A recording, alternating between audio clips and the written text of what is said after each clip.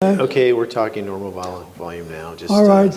Can you hear We're talking about normal volume. Is that about right? Does that give you an idea? Is that good? Can you hear it? All right.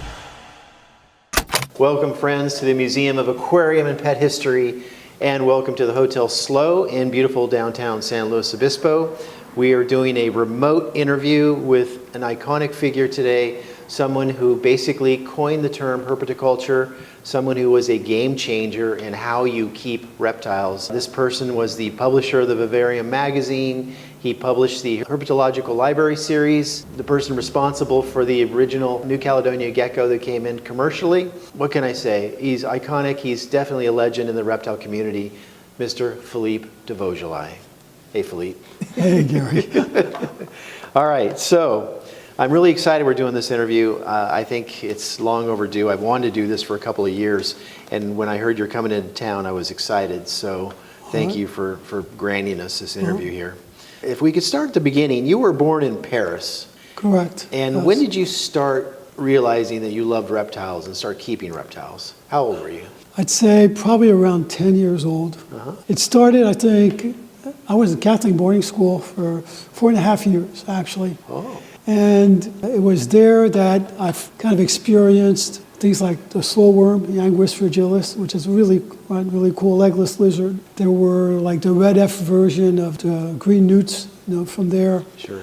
And that's kind of like the first thing that got me interested. So you were just wandering around catching local reptiles, taking them home? Well, it was more like wandering, the grounds, the boarding school, which were sizable. There was a pond there.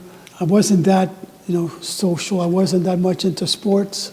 And that's kind of like what got it started. It's like, wow, these things are pretty neat. And then you said that your whole philosophy on like a naturalistic vivarium, really, you were kind of inspired by this eccentric former keeper at the Jardin des Plantes. Jardin des Plantes, yes, correct. That's actually what really kind of triggered my interest. He was an older man, and his wife had this little pet shop, and he was former keeper at the Jardin des Plantes. And in the back of his counter there was this, my memory was maybe a 5 foot or so planted vivarium that had just a combination of animals. I mean, he had Platysaurus, he had leopard gecko, he had a giant day gecko. Oh, wow. Phalamedusa rhodii, which is a species that we really don't find in the trade, cohabiting there.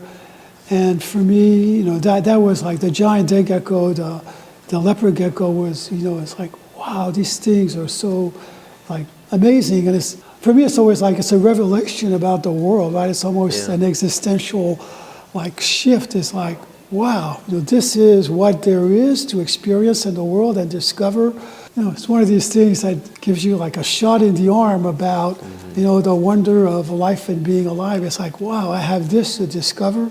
And once I see that, of course, it's like, I got to get books on this. I've got to start accumulating knowledge and finding what else is there. And of course, you start looking at books, and it's like, wow, right? It's just you're so truly amazing. I can imagine seeing the day gecko for the first time, because I a remember giant day gecko. Yeah, when Madagascar first opened up and I saw the day geckos, I was blown away. I go, oh my God, that's the most gorgeous lizard I've ever seen. Oh yeah, giant day gecko, absolutely, yeah.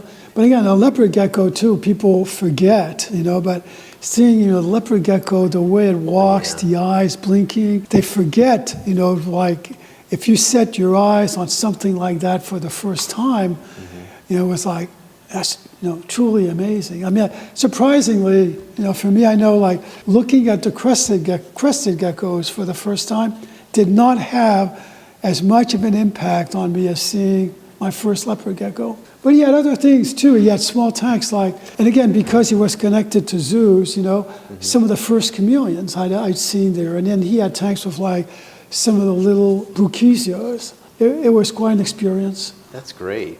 So how old were you when you came to the U.S.? My father was a diplomat.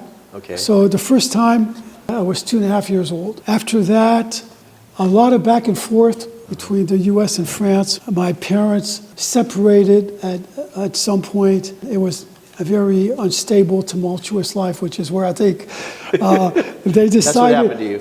Well, the thing is, that's the point where they decided, better stick the kids in boarding school for 4.5 years. So when you came to the U.S., where did you guys settle first? Was it back east or Miami? Well, my father was a diplomat. We were in Okay. Washington, D.C. for years. Okay. That wasn't, so we were there for 4 years. And then, I was in France. I was for like a period of 7 years, and then returned to the U.S. when I was 15.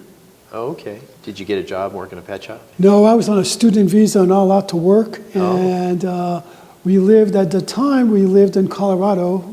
Okay. Because my father was working on a book with Leon Uris, who lived in Colorado, so we stayed there in Aspen. Yeah. Wow.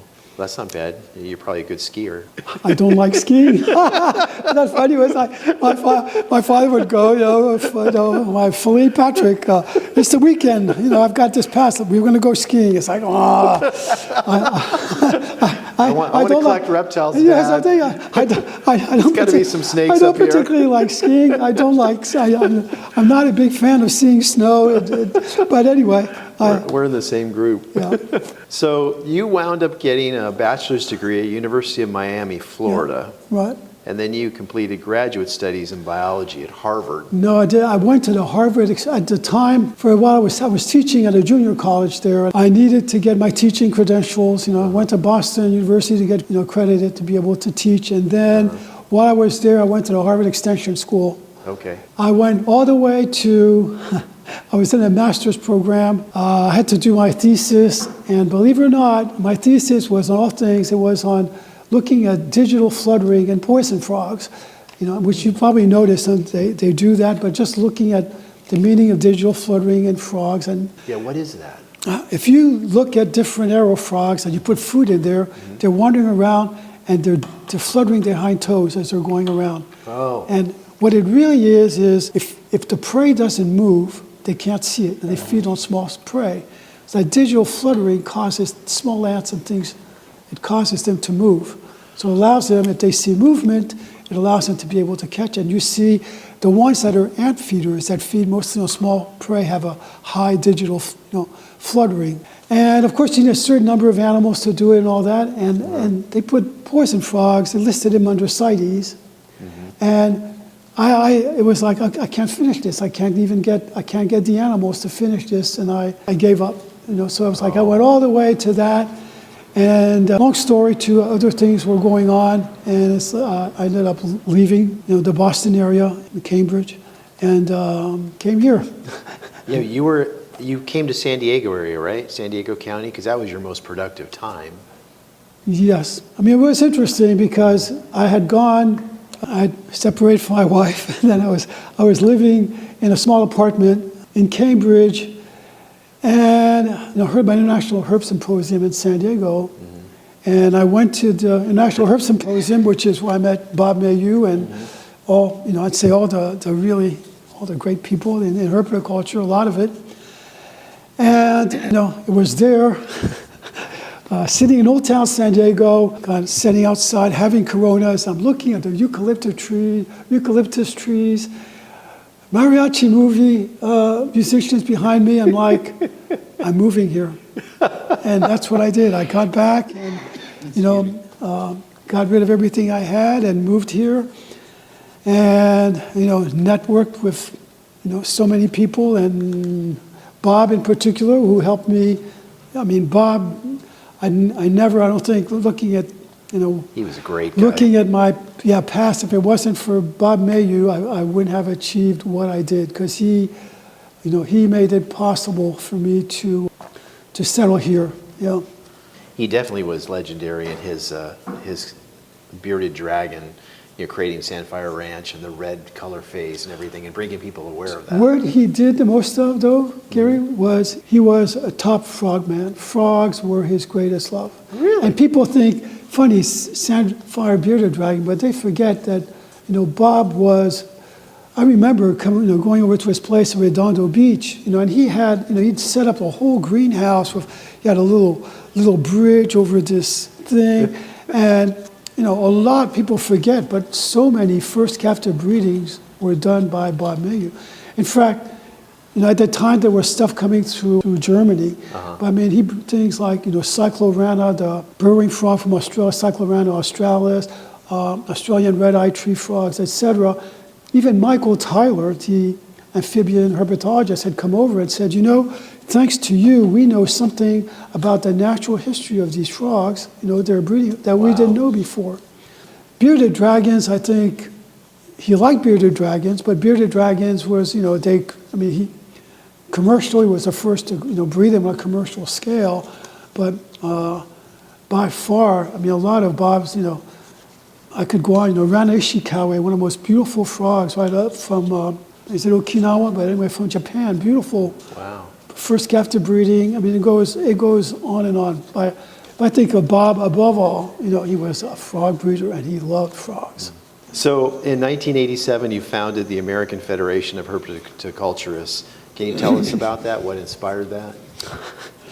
Well, let's say that here's the way it started. It's like we always talk, about stuff with Bob, members of San Diego Herpetological Society. One thing I want to correct you on is the term herpetoculture was first coined by Tom Huff. Oh, okay. Of the Reptile Breeding Foundation in Canada. Okay. He was a good man, Tom.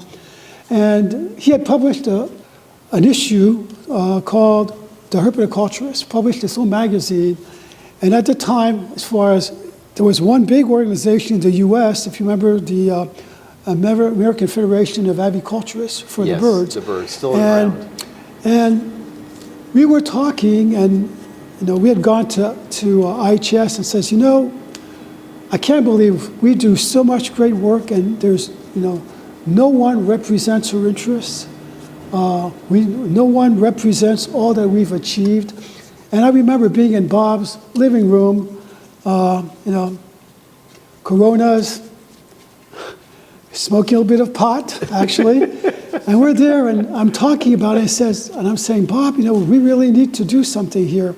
And Bob said, let's do it. And there was like that particular moment, it's like, we're going to do it. And when I went back to San Diego, and a lot of the members of the San Diego Herpetological Society, there were a number, I forgot the one guy that did the first publication. There were a number of people involved. First publication. Yeah, the first publication to put out the first one. And obviously we recruited people for advertising, grateful. Great ZoomEd, right away, advertise with us.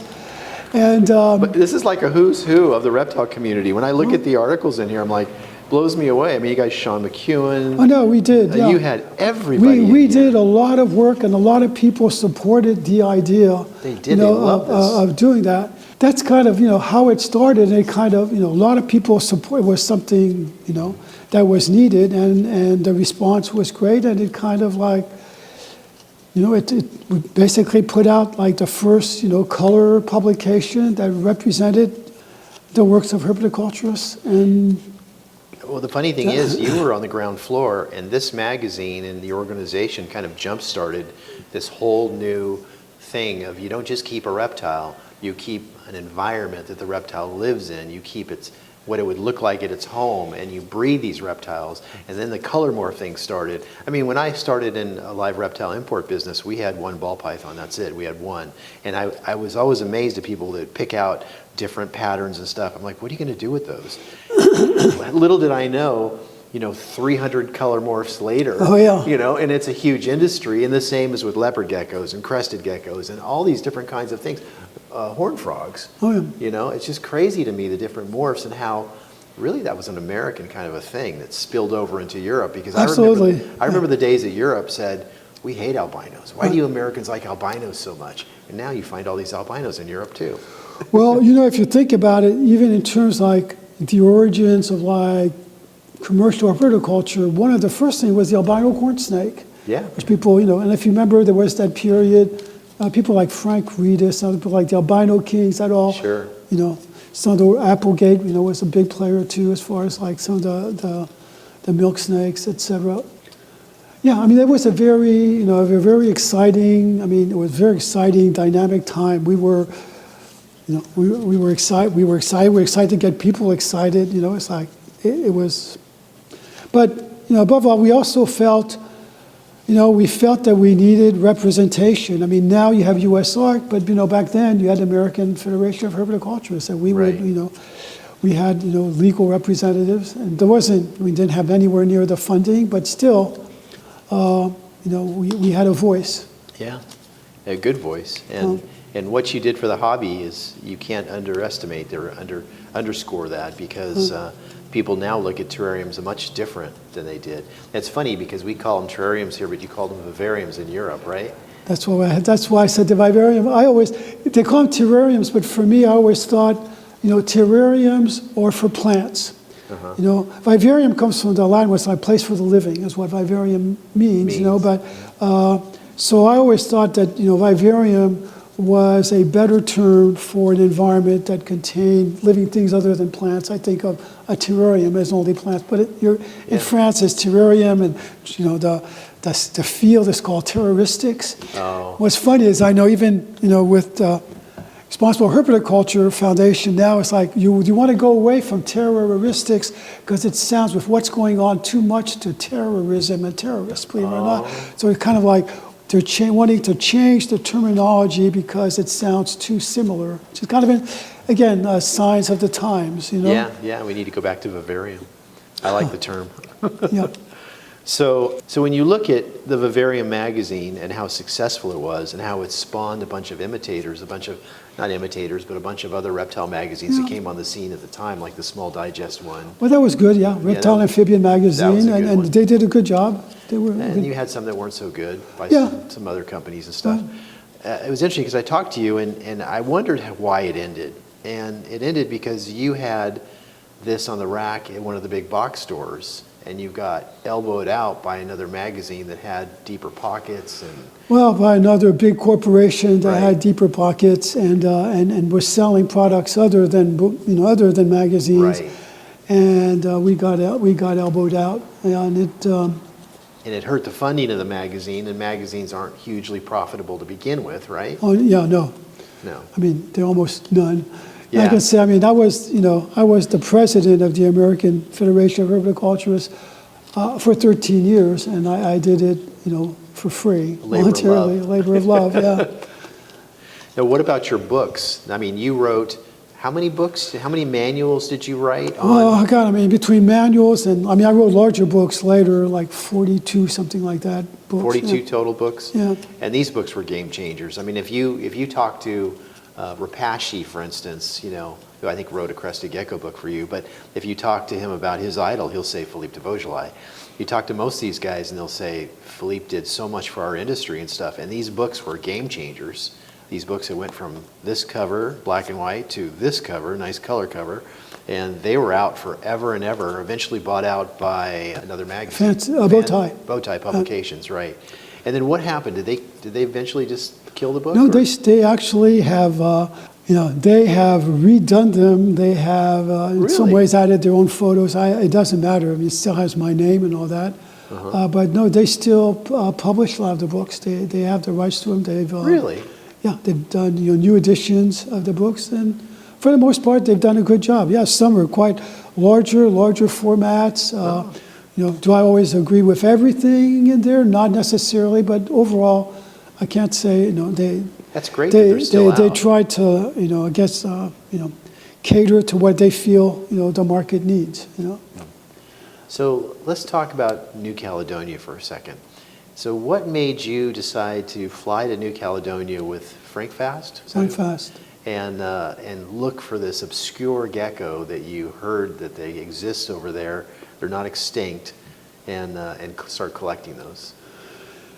To go back, as far as New Caledonia, looking at the history of it, Frank Fast had gone there in 92. Okay. And in 1992, he went to Grande Terre, and he was the first, in a way, to collect and find the yate form of the giant, the Lichianus, the giant gecko. And also some of the, brought back some Trachyrhynchus, the rough-snouted gecko. Okay. But so he had, I forgot what the name, he had established a name like a gecko research center, but he was able to get permits legally Wow. at the time to bring some things back. Then you go, was it like 93? I don't know if it was the same year, 93. I can remember being at the International Herp Expo and with Russ Gurley and others, and the crested gecko. And we're looking at, these scientific journals where they have, pickled crested gecko, and they're drawing, and we go, man, this thing is like, if only we could find this gecko again. It's like that would be something to have. Okay. And around 1990, I don't think it was 1991, 92, I'd gotten some Leachianus through the Zoo Herb, Louis Porras's business, that came from the Dallas Zoo originally. So I had a couple, and then Frank Fass had approached me, and it was like early 1994, and he said, Philippe, we talked, and then I'd gotten some Yate geckos from him, and he said, Philippe, why don't we go make a trip, to New Caledonia? It'd be worth it, go see geckos, all that. It's like, okay, well, fine. At the time, I could afford it because it's not cheap. I said, sure, we're going to go. When we went there, and it's funny, there was routes. My uncle was a senator, and he had actually helped out. I think it was I don't know if it was the president or prime minister, but the head of New Caledonia with actually a legal issue. He was an attorney also. And, I could have used, that route. And I said, no, we're just going to, do it just straight, me and Frank. And we're going to, see about getting permits, which we did. We applied for a permit, to collect animals. And we had agreed, that we said they knew that, I published the Vivarium, they knew American Federation of Herpetoculturists. And on the permit, it says, the right to keep and breed. The one agreement we had is we were not to sell animals we collected, but we could sell our offspring. And we agreed that we would publish anything we discovered and notify them of anything we discovered while over there. And when we go over there, Orstum was the scientific center. On the desk of the director, I think it was Christine Polaboer. It was one who had met there. And on the table was like the first crested gecko that had been found in a tank. Looking back, so we should have taken, a photograph of it, a record of it. And she told us essentially that after a tropical storm in this one area in the Alpines, crested gecko had been found. Wow. And she had notified Hinkle, and Hinkle had come over, got some, and our plans were, we really thought the Alpines, our plan initially was we're going to do Grande Terre. It's like, change of plans. We're going to the Alpines.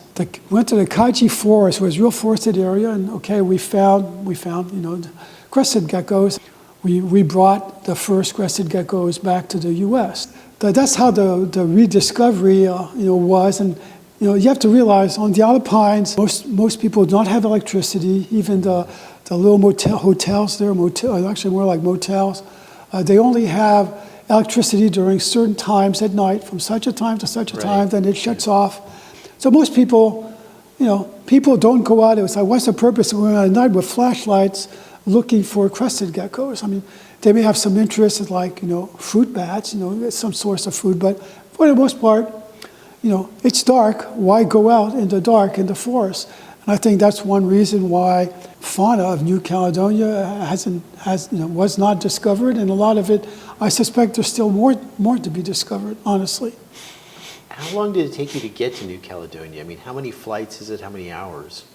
It's long. I mean, I think it's like, it could range from 15, 18 hours. I mean, basically it was, where we go from here to Hawaii, to Fiji, New Caledonia, or you can go through New Zealand, to New Caledonia. Okay, I was just curious. Yeah. Because I know it's a long flight. Did you go more than one time to New Caledonia? We went 3 times. 3 times?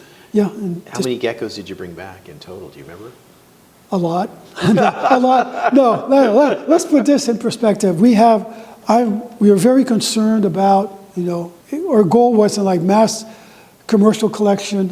As I said at my talk yesterday, my view, it's the main value of herpetoculture is from the few, many. Right. And So with Frank, we decided we're going there. The limit is simple. We each collect 2 pairs each. Right. And that's what we stuck to that. We collected, only 2 pairs from any one location. Considering how few giant geckos had been collected before, we had an unusual success rate in New Caledonia. I'll elaborate again a little bit on the reason. But anyway, that was our principle, what we stuck with. Right. Now, having said that, on some trips, we did like 4 or 5 islands or 4 or 5 locations. Okay. Well, multiply 4 5s by 4. Well, actually, yeah, it was by 8, because actually 4 and 4. So, there are times when we brought, numbers-wise, a lot of Lichianas. Wow. Crested gecko is not that many because, again, we stuck to only 2 pairs each, And that was, we just stuck to that rule. Really, to sum some of this up, now you're doing this Responsible Herpetoculture Foundation founded by Dimitri out of Bon Terrarium in the Ukraine. It's kind of a European version of your original organization in a way. It is, in a lot of ways. It strives to be, yes. Yeah, it's great. Because I know that Dimitri really respects you, and you're also one of his heroes, I think, in a way. I'm just talking to him. I think it's kind of funny sometimes what causes people to bond. Yeah. I know that I met Dimitri when I went to Ham, just briefly, and there's something, I can't even say what it is. We have something in common that bonds us in some ways. I think, this may be a little bit to the side, but I think there's also a spiritual side almost to herpetoculture in terms of this sense of awareness in other, this sense of kind of a unity of consciousness in some ways. We have this peculiar bond, and some of it's probably, Europeans tend to be more philosophical a lot of times, I think. Right. So again, sometimes I don't sometimes, how do you explain, like, I go to IHS and Bob and I formed this tremendous friendship and bond that is like, how did this happen, Yeah. Why? And Bob decides, at the time I came here, I had $500 in my pocket when I moved here. Wow. And how does this happen, right? Why did Bob decide there's something about Philippe and we accomplished a lot, again, we did a lot of first captive breeding. We're first to breed the Chicoan horn. We did a Chicoan horn frog. We did a lot of work together. You could say the American Federation of Herpetoculturists and the Vivarium was, here we are, drinking Coronas, a little buzzed, and it goes, just those 3 words, let's do it. And that was, that was it. That's awesome. I love that story, though. So do you think that this new foundation that's coming out of Europe stands a chance to be successful? Because they have a rough road. They have a rough road. These animal rights places, they have so much money. Such yeah, deep they pockets. have a rough road. I think the one thing about Dimitri, and it's something we've talked about, there's a big difference in our relationships with members of conservation, zoos, and all that than there was before. I remember, you go back in the 1980s, I've given animals to the San Diego Zoo. We would more of an exchange. In fact, even for New Caledonia, I remember going there at the time, and they wanted me to talk to them about getting the kaju bird, this specimens of the flightless bird, And I arranged for them to be able to communicate and say, hey, they're interested. It happened. They got the kaju birds. I think later, combination of poaching, different things that happened, smuggling, was it the AAZA, the Zoo Association decided to more distance themselves. They didn't have a position of being against the keeping of reptiles and amphibians by the private sector. So they distanced themselves, from the private sector. There's a question of political correctness, again, involving, everything's political, conservation groups, involving animal rights groups. And Dimitri has a good rapport, with members of the zoo, different members of the zoo community. We're talking, and we've talked about, isn't it time, get into this idea of forgiveness if you want.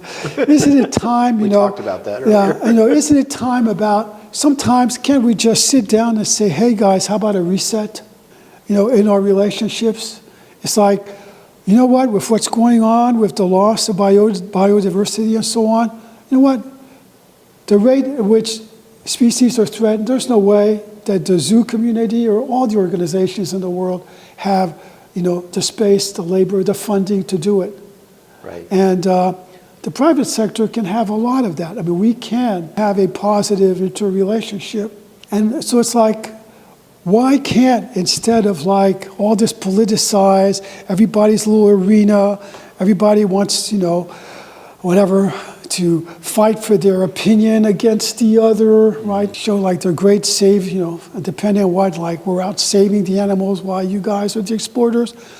Why can't we all have a reset? And that's kind of, I don't know if this can happen, but I've talked about this, is like with what is going on in the world, can't we have a conversation? Can't, maybe reset, we can talk, all of us trying to do things better. We know what's going on. As far as a lot of species, we can help. I mean, we have zoos, there are zoos that, they'll throw away Fijian iguana eggs. So, all these things, we go, oh man, we better not let that in the private sector, right? But, can't we have a conversation? Can't we work together? Don't we all share, the common goal? At one level, we love reptiles and amphibians. We care about them. Yes.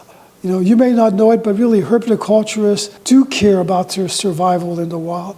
A lot of us, we think it's terrible what's going on with the radiated tortoise in Madagascar. Mm-hmm. We think the poaching that is going on is terrible. Let's have a conversation, Can we, eventually have a group? Can we have a network where we work together, towards preservation, of biodiversity? I know even in herpetoculture, it's like, I talked yesterday, we talk about, established species, When it really comes down to it, for some animal groups, we have a lot fewer than we think.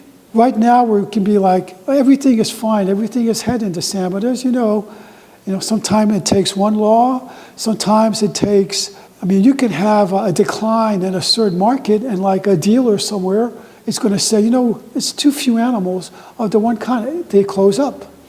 And I know that I've gone to countries, it's like they'll give up permits to export at a dealer, but they won't to a private person. That's like a common thing too. And I think Dimitri's done a good job in terms of seeking cooperation, but again, it's all become so politicized. A lot of times we can't even have a conversation. That's my view. It's like principle of forgiveness. If you want to call it, like there are times where sometimes you need to look at things and say, isn't it time for a reset? Can't you see things are different now? Circumstances are different. There's a lot going on in the world that, in terms of, the future of animals is not good.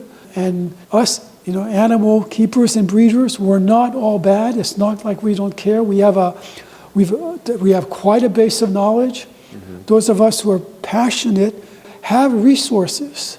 And I've always thought, I think I've talked about this. Imagine in schools, every school has a large vivarium, and they participate in the preservation of a species. Why not broaden, we're talking about preserving biodiversity.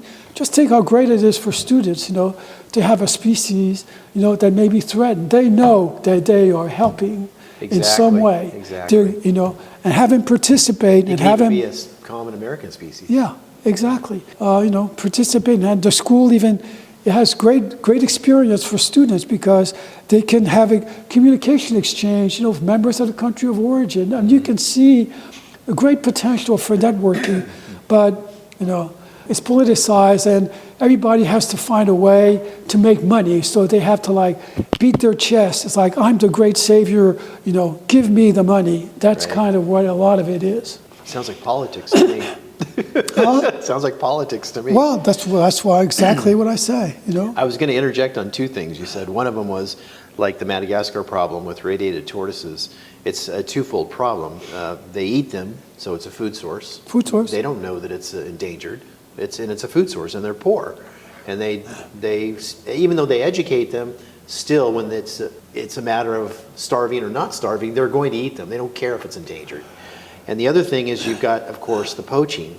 And I agree that there's 10% or less bad actors.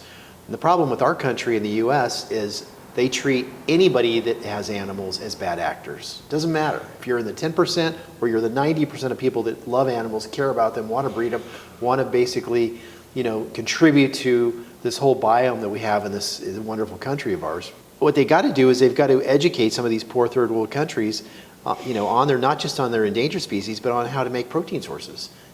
Chickens, small animals, lambs, goats, sheep. Believe it or not, they do a lot more of that than you realize. Yeah, I don't realize. God, I remember then once. Why are they eating the tortoises? God, I remember, I can remember one scene in Madagascar. You'll have chickens running around, but one scene that even struck me. I can't remember what part of Madagascar, but we look in this yard, and and again, just think of this. This kid that was maybe 9 years old, had to slaughter the chickens for the family, and you could see him pick up the chicken, put his foot partially on the head, stick it out at the neck. That's the kind of scenes people don't think, the realities. Right. Again, so much of us are immune from, the horrors of life. We don't realize, we're all responsible for so much death. But, they do have, the chickens and all that running around. One, Madagascar has very, very high population growth rate. Two, their whole energy infrastructure is terrible. They still use a lot of charcoal, so they burn a lot. It's not, and I look back at the situation with the radiated tortoise, and again, people don't like that. When it was first proposed, I think the population was like 12 or 15 million, was a list on CITES 1. It's like, I don't know what the grounds for CITES 1, the grounds for ESA was absolutely insane. Why? Right. Because even in the US now, and again, there's a lot of, as far as the Endangered Species Act, putting a lot of non-native species, a lot of the turtles in particular, is it Geoclemus hamiltoni, about the spotted turtle? ESA, what does it do? It's not like, I don't believe for a second there's all this funding, that goes to the countries because it's on ESA. What does it do? To prevent transport and sales between states. It prevents people from breeding them, selling, and limits that. What does it do? It does nothing for the species in captivity. Right. It's like but there's a lot of stupid ESA laws, and a lot that's listing a lot of non-native species on the ESA, where it does absolutely nothing for the species. Yeah, right? I agree. It hurts the species. But going back to Madagascar, right? How, just think what the value is of radiated tortoises. People breed them here. Right. Here you have the native country, right? At one point, I think they're down to, 2 million. I forget what the number, quite a bit, 2 or 3 million from an original 12, 15 million. And they figured the annual losses was in 2023, was it, 20,000 something per year, Just think, out of all those tortoises, if instead of listing them, somebody said, hey guys, we're going to show you how to breed. Look at you want to make some money out of a relatively small plot of land. You're going to breed leopard tortoises. Okay, but you listed them in a way that makes such a thing impossible. Exactly. So instead of being, and it's like, there's some good companies doing good work, trying, captive breeding them and preserving them over there. But this was an opportunity, for way back, and if you want, the radiated tortoise becomes a different kind of commodity. And that's one of the bad things about, and some way can be good things about herpetoculture, is we have made reptiles and amphibians commodities. And again, not always for the good, because it's not really good to go out in nature and, looking at reptiles and amphibians as dollar signs. It didn't exist before. Before people would go out and see, who cares, right? But all of a sudden it's changed, and we've created basically a herb commodity market. But on the other hand, in some cases, if a commodity market can be worthwhile. And I think especially that's to poor one communities. Yeah. If you look at poor countries, they have regulations through CITES, and they're all, most of them are CITES members, and they're only allowed to export X amount of different species that are not endangered per year. So it makes it into a commodity for a poor country, because a lot of those countries, they've got rich and poor. They don't have middle class in most cases, and it's the poor that are out there collecting. But honestly, they do need, no, it's true, but they do need quotas. I mean, it's like Absolutely. I think quotas is important. I also think, and again, I think of our stupid turtle laws, but we need to think the rule for a lot of tortoises, for example, is like the 4-inch law? 4-inch law should be the opposite, We want to know the things captive bred. I've talked even things like, the supposed ranch prehensile tail skinks out of the Solomon Islands. It's like, how about this? Instead of a minimum size, how about a maximum size? And you could say, do it. It would be a pain to measure things, so do it by weight. So it can be off a little bit, but 20 animals and maximum weight should be so much, because we allow so much maximum weight for a particular species. Right. So instead of minimum size, how about a maximum size regulation? And that assures you're not collecting adult animals. Right. You're like for turtles, it could be for turtles, but it could be prehensile tail skinks. How about this? You want to say they're ranch? There's no hell that you're raising them for 2-3 years to send these adults that are coming in. They're ranch, okay. Maximum size, that's what it is. That's what sound regulation would be. These are the kinds of conversations that I would like to see going on. Well, I know they're ranching iguanas in El Salvador and a lot of other reptiles. They're ranching, yeah. But so they have started that. There are different things that are, different animals that are ranch other than, like Nicaragua, I think it's got a number of ranching projects too. Again, I think the maximum size, for certain species, and it could be done by weight, because again, an average, it kind of averages out, right? An average weight, so it's easy for, if somebody wants to be challenged, take the group weight, it exceeds it or it doesn't, you fall. But that sound regulation, again, we have to, we can't support, a lot of this mass collection. No. I agree with you, though, on the 4-inch turtle law. It's outdated. It was put in place because of the red-eared slider. Well, it was put in place because people were concerned about the spread of salmonella, and it's still there. Salmonella is still a risk. We could request for salmonella testing, or, you can have paperwork, right? Cannot be sold, unless you're 18 or over. It doesn't matter. Right, exactly. What do you think your greatest accomplishment has been? I know that's a big question, and you probably have had no time to think about. I was going to ask you that question because I just broadsided you with it. Well, I think my greatest, my greatest accomplishment was probably, the Vivarium magazine. Yeah. And when I first put out my little black and white books, the reason it started is because there were so many horrible books. Yeah, I agree. Some of the early TFH books and all that were really bad. And it's like we were doing a lot of stuff, and it was, it started with, I think my horned frogs was the first one, and then, somebody said, ball pythons were coming in, and it went on, and it was like green iguanas. And, I first started thinking, we just need, I had to get cheap, basic, good care books out there. So I think, in terms of my role in herpetoculture, I guess it's certainly, I don't know, what I call that the beginnings of what I would call modern herpetoculture, was getting information out there for better care, And with the magazine, we did a lot. In terms, again, we did a lot in terms of veterinary treatment of animals. we had lots of veterinarians contribute. I think you really introduced Doug Mader. We knew Doug. I met Doug here. I remember. Yeah.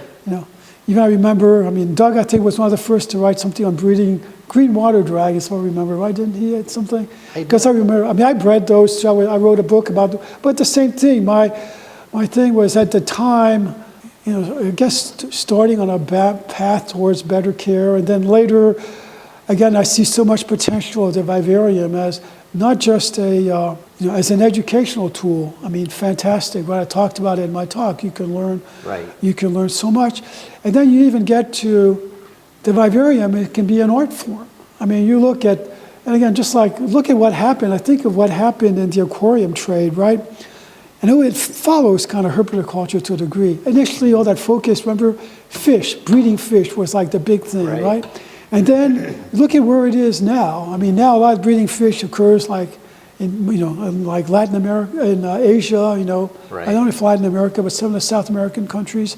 And then what's the focus now? We see more and more, like the Amano, right? The tanks. Natural aquarium, right now, whatever, is aquascaping. I mean, beautiful stuff, but it's the same thing. You've got so many elements that come together. And again, and then it goes further. I've talked about this too. It's like, okay, this has an effect on the mind. It can have effect on the welfare of a person. It, changes the feeling of a home. I was reading, they do statistics, believe it or not, so we Americans actually spend 90% of their time indoors, if you look at their totality. Wow. And again, 90% of their time indoors. Probably not a good thing. Yeah, but there's a place, right, a vivarium, there's a comfort. Nature has, a positive effect, on a lot of human beings. Yeah. I was thinking about Japanese have this thing, right, too, called forest bathing. I've heard of that. Yeah, but it's the same thing, I think, I've talked about it, Is that where you go in the forest naked and just walk around? No, it's not. But I think, again, the rate of change is so great. The rate of life is like, it's more, where life is getting to be so fragmented, or time is fragmented, and the rate, the rate of change is so great. There's a certain grounding that you have in nature where the rate of change is different. It's a different pace, and it's, it has these, I think, physiological effects. I mean, they've been measured in some cases. Forest bathing has been measured, and it's been measured even with the effects of viewing an aquarium, for example. It's interesting. You bring reptile science and philosophy together in the same basket. Right. And it just fills my head with all these thoughts about, we could go forward with a lot of these things and be better for it. Do you have any closing thoughts that you want to tell anyone? Not really. I mean, my closing thoughts. I mean, first of all, thank you, for having me, and thank you for the interview.